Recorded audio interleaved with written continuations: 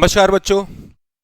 आज इस वीडियो में हम लोग ये डिस्कस करने वाले हैं कि आरआरबी एनटीपीसी के एग्ज़ाम्स और इसकी नोटिफिकेशन कब आएगी और इसके एग्ज़ाम्स कब होंगे, एग्ज़ाम पैटर्न क्या है और साथ ही साथ सिलेबस क्या है और सिलेबस में कौन कौन से ऐसे टॉपिक्स हैं जिस पर हमें सबसे ज़्यादा कंसंट्रेशन करना होगा।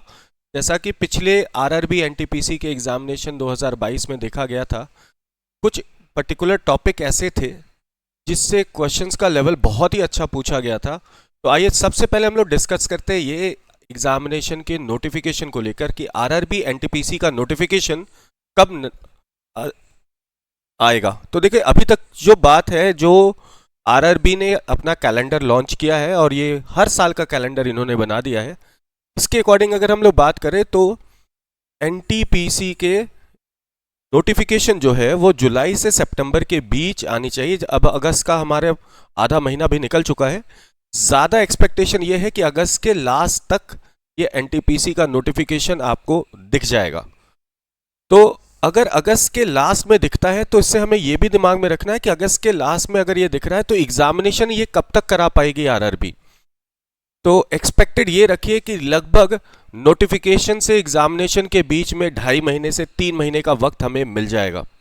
यानी अभी से अगर आप ये मानकर चलिए तो आपको 3.5 महीने में अपनी पूरी की पूरी तैयारी जो है उसे पुख्ता करना होगा, अगर आरआरबी एग्जाम्स की बात करें एनटीपीसी की। तो ये तो हो गई बात हमारे एग्जामिनेशन और उससे रिलेटेड चीज़ों की। अब हम बात करते हैं हमारे एग्जामिनेशन पैटर्न क्या है।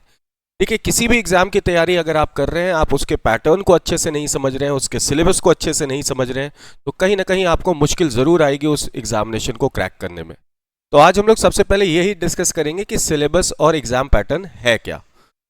तो आरआरबी जो है वो 2 लेवल में आपके एग्जामिनेशन एनटीपीसी में कराता है। एनटीपीसी 2 लेवल में होता है, CBT 1, CBT 2 computer based test, और इसके बाद एक टीएसटी होता है, टाइपिंग स्किल टेस्ट, वो सेलेक्टेड पोजीशंस के लिए कराया जाता है।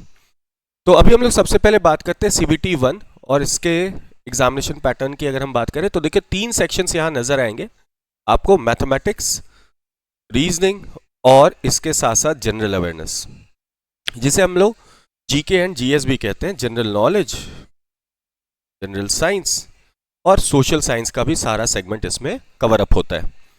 यहाँ अगर हम बात करें तो मैथ्स के आपको 30 क्वेश्चन मिलते हैं, इसकी वेटेज 30 मार्क्स की है। रीजनिंग के भी 30 क्वेश्चन, वेटेज 30 मार्क्स, और जनरल अवेयरनेस के 40 क्वेश्चन 40 मार्क्स, यानी कुल 100 क्वेश्चन जिसकी वेटेज 100 मार्क्स की होगी, और इसे अटेम्प्ट करने के लिए आपको मिलेगा 90 मिनट।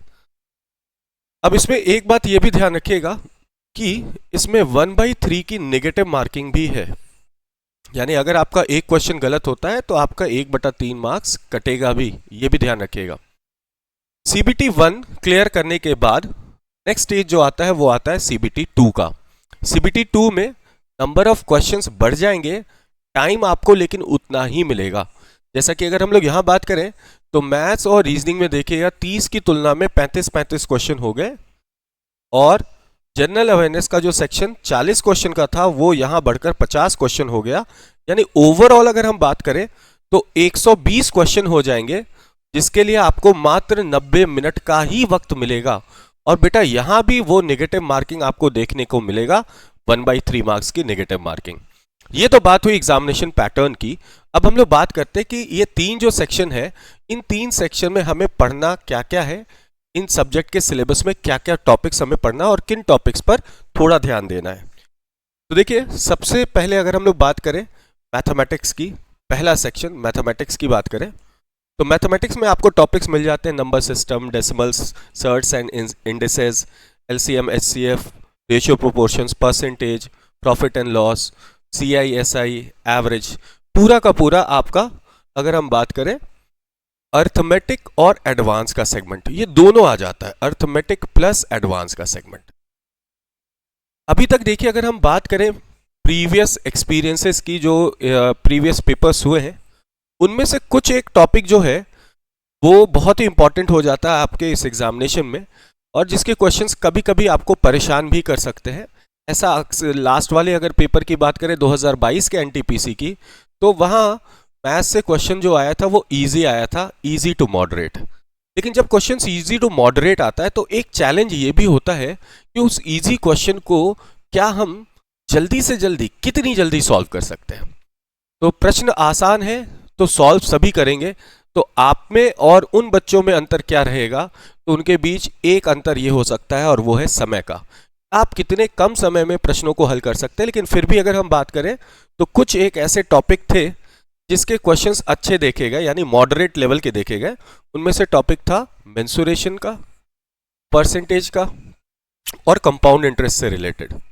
ये 3 सेगमेंट से क्वेश्चन काफी अच्छा पूछा गया था अगर हम बात करें पिछले बार के एनटीपीसी की। इसी तरह बात करते हैं रीजनिंग के सिलेबस की, यानी जनरल इंटेलिजेंस या रीजनिंग बोलते हैं इसे।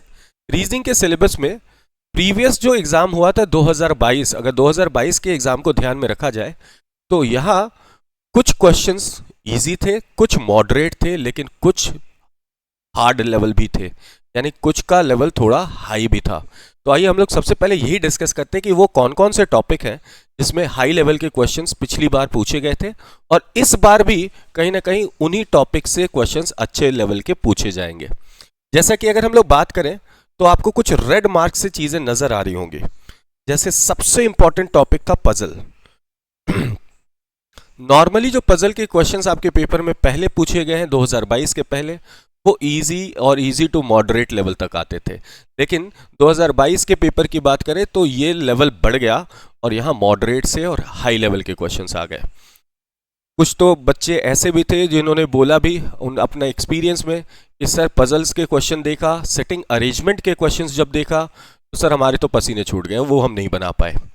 तो इसका मतलब ये है कि ये कुछ ऐसे टॉपिक्स हैं, सेटिंग अरेंजमेंट, पजल, फिर अगर हम बात करें स्टेटमेंट बेस्ड क्वेश्चंस यानी एनालिटिकल सेगमेंट की बात करें, डिसीजन मेकिंग की बात करें, तो इनसे जो क्वेश्चंस पूछे गए तो वो थोड़े हाई लेवल के थे, यानी टाइम टेकिंग थे। अब सवाल यही उठता है कि हम यहां पर दूसरों से एक्स्ट्रा मार्क्स कहां ला सकते हैं। तो देखो, जब क्वेश्चंस इजी हैं तो सभी लोग लगभग आसपास में बराबर मार्क्स ले आएंगे, आप दूसरों से आगे नहीं निकल पाएंगे। और आपको पता है वैकेंसी जितनी भी होती है उसका फाइनल रिजल्ट 1% या उससे कम बच्चे सेलेक्ट होते हैं, आप ये मानकर चलिए। तो अगर आप बात करें नंबर ऑफ अपीयर्ड कैंडिडेट्स और नंबर ऑफ क्वालिफाइड कैंडिडेट्स की, तो इसके बीच का अंतर 1% से भी कम बच्चे जो होते हैं वो सक्सेसफुल हो पाते हैं। इसका अर्थ ये उठता है कि आपको अगर सेलेक्ट होना है तो आपको उस टॉप के 1% में आना होगा, तभी जाकर आपका सिलेक्शन होगा, यानी 99% बच्चों से आगे निकलना होगा। और 99% बच्चों से आगे हम कैसे निकलेंगे, तो इसमें आपको यही ध्यान रखना है कि जो क्वेश्चंस इजी हैं उन्हें जल्दी से जल्दी सॉल्व करना है ताकि आप डिफिकल्ट क्वेश्चंस के लिए टाइम निकाल सके।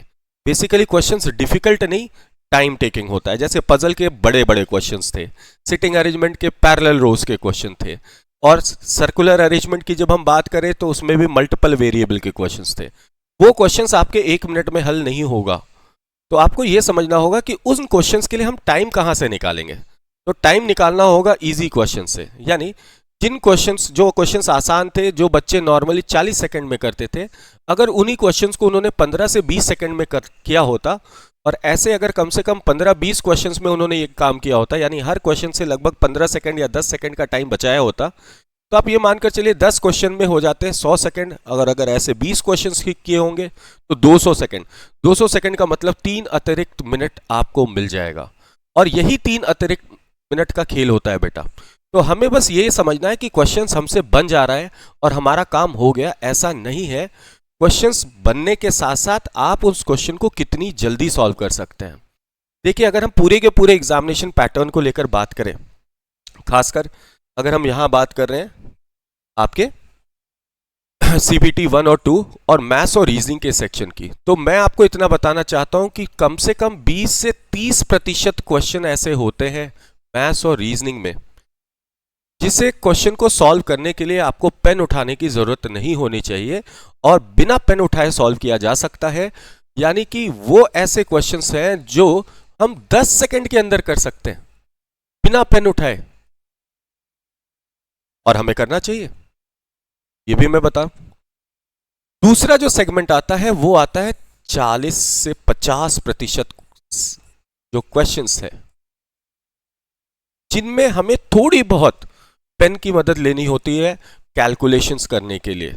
थोड़ी बहुत पेन की जब हम मदद लेते हैं कैलकुलेशंस करने के लिए, तो ये क्वेश्चंस हमारे 30 से 40 सेकंड में हो जाते हैं। ठीक है, लेकिन हाँ ये भी है कि अगर हम यहां बात करें तो लगभग 10 से 15% क्वेश्चन ऐसे भी होते हैं जिसमें थोड़ी ज्यादा कैलकुलेशन करनी पड़ती है, यानी यहां हमें वक्त लग जाता है 1 मिनट का। और बेटा 5% क्वेश्चन ऐसे होते हैं जिसमें हमें 1 से अधिक मिनट का समय लग सकता है। तो आपको सबसे पहले यही समझना है कि किसी भी एग्जामिनेशन में किस किस तरह के क्वेश्चंस होते हैं। हमने टॉपिक देख लिया, लेकिन टॉपिक के साथ हमने लेवल को जज नहीं किया कि भाई अगर हम एक सेट को उठाएं तो हमें किस किस तरह के क्वेश्चंस मिल रहे थे, हमें कैसे उसे अटेम्प्ट करना है, कितने समय में अटेम्प्ट करना है। तो ये एक बहुत ही इंपॉर्टेंट बात है और ये आपको शायद ही कहीं आपको ये इसकी जानकारी मिली होगी कि इस चीज को आपको हमेशा दिमाग में रखना है कि आपके पेपर में ऐसा ही कुछ देखने को मिलेगा। अब बच्चों के साथ प्रॉब्लम्स क्या क्या होती है। जिन क्वेश्चंस में पेन नहीं उठाना होता है, बच्चे उसमें भी पेन उठाकर उसे सॉल्व कर रहे होते हैं, यानी जिस क्वेश्चन को हम 10 सेकंड में कर सकते थे उसे आप 30 सेकंड में कर रहे हो। जिसे 30 सेकंड में करना था उसके लिए आप 1 मिनट ले रहे हैं, जिसके लिए 1 मिनट लगना था उसके लिए आप 1.5 से 2 मिनट लगा रहे हो। इससे क्या हो जाता है कि ये जो लास्ट के 5% क्वेश्चन जो है ना हाई लेवल वाले, जो इसमें समय ज्यादा लगना था, ये आपका छूट जाएगा और यही आपका सिलेक्शन रुक जाता है बेटा। तो सबसे पहले यही ध्यान में रखना है क्वेश्चंस किस तरीके के होंगे, उसमें कितना समय आइडियली हमें देना चाहिए, क्या हम उतने समय में वो काम कर पा रहे हैं या नहीं कर पा रहे हैं। अगर आप नहीं कर पा रहे हैं इसका मतलब आपकी तैयारी में कुछ कमी है, और अगर तैयारी में कमी है तो बेटा इसके लिए हम आपके लिए लेकर आए हैं ये एक बैच जो मैथ्स और रीजनिंग दोनों के दोनों सेगमेंट के previous year paper with concept with shortest trick, और वो ट्रिक जो आप एग्जाम में लगा पाएंगे ये बताया जाएगा। यानी यहां पर हम लोग यही डिस्कशन करेंगे कि किस तरह के क्वेश्चन है उसे हल करने का सबसे आसान तरीका क्या है जिससे हम सबसे जल्दी अपने आंसर तक पहुंच जाएं, और यहां आपको एग्जामिनेशन में किस तरीके से क्वेश्चन अप्रोच करना होता है ये भी बताया जाता है। तो सिर्फ बेसिक कंसेप्ट ही नहीं, बेसिक कंसेप्ट के साथ वो शॉर्टकट जिसकी हमें जरूरत होगी, जो हमें सफलता दिलाएगी हमारे आने वाले एग्जामिनेशन की। तो अगर बच्चों बात करें इस कोर्स की, इसकी फीस की अगर हम बात करें तो फीस मात्र 199 रुपीज है, जिसकी वैलिडिटी 2 साल है। ऐसे 2 साल बहुत लंबा समय होता है, इतने की जरूरत आपको नहीं पड़ेगी। हमारा टारगेट ये एनटीपीसी पेपर होगा, और एनटीपीसी पेपर से पहले हम आपके सिलेबस के हर एक टॉपिक, हर एक टाइप को कंसेप्ट वाइज और ट्रिक वाइज दोनों ही डिस्कस कराएंगे। मैथ्स डीपी सर क्लास लेंगे और रीजनिंग की क्लास मैं आपकी लूंगा। अब जरा हम लोग बात करते हैं, इसके बाद एक और हमारा सेक्शन बच गया बच्चों, वो है जीके जीएस में क्या पढ़ना और हमें क्या करना चाहिए, अभी हम क्या कर सकते हैं। क्योंकि अभी हमारा एग्जाम नहीं आ रहा तो बहुत से बच्चों को लगता है अरे नोटिफिकेशन आएगा तब हम तैयारी शुरू करेंगे। ऐसा नहीं है, जीके जीएस की रिवीजन करना बहुत जरूरी है, खासकर करंट अफेयर्स। करंट अफेयर्स तो आप ये मानकर चलिए कि आपको इस पूरे साल का करंट अफेयर तैयार करना चाहिए, पूरे 1 साल का, ये ध्यान में रखिएगा। यानी इस साल के जनवरी से आपका करंट अफेयर स्टार्ट कर दीजिएगा पढ़ना। और प्रीवियस ईयर की अगर हम बात करें 2023 की, तो 2023 के कुछ इंपॉर्टेंट इवेंट्स उनके बारे में भी आपको जानकारी होनी चाहिए।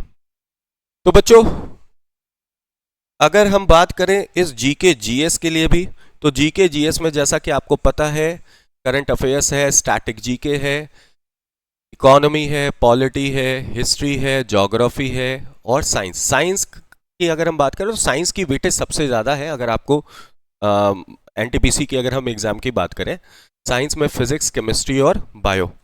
तो इन सभी की तैयारी आप अभी से ही लग जाओ बेटा करने के लिए, क्योंकि नोटिफिकेशन के बाद फिर बहुत ज़्यादा वक्त नहीं मिलेगा ये सारे काम को करने के लिए।